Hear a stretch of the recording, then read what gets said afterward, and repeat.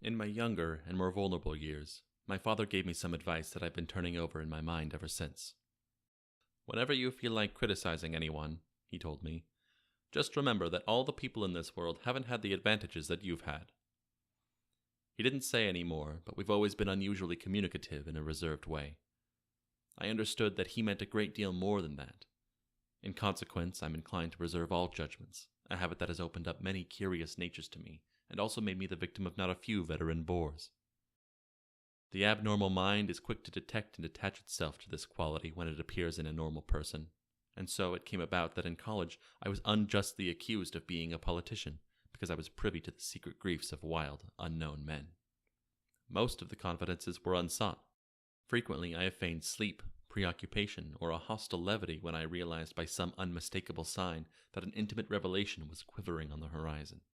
For the intimate revelations of young men, or at least the terms by which they express them, are usually plagiaristic and marred by obvious suppressions. Reserving judgments is a matter of infinite hope. I am still a little afraid of missing something if I forget that, as my father snobbishly suggested, and I snobbishly repeat, a sense of the fundamental decencies is parceled out unequally at birth.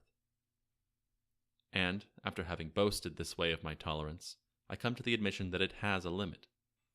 Conduct may be founded on the hard rock or the wet marshes, but after a certain point I don't care what it's founded on.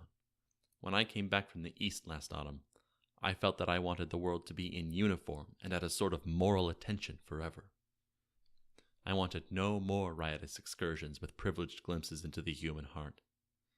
Only Gatsby, the man who gives his name to this book, was exempt from my reaction.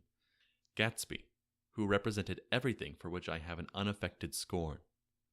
If personality is an unbroken series of successful gestures, then there was something gorgeous about him, some heightened sensitivity to the promises of life, as if he were related to one of those intricate machines that register earthquakes 10,000 miles away.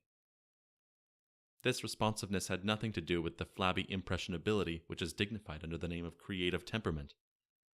It was an extraordinary gift for hope. A romantic readiness such as I have never found in any other person, and which it is not likely I shall ever find again. No. Gatsby turned out all right in the end. It was what preyed on Gatsby, what foul dust floated in the wake of his dreams that temporarily closed out my interest in the abortive sorrows and short-winded elations of men.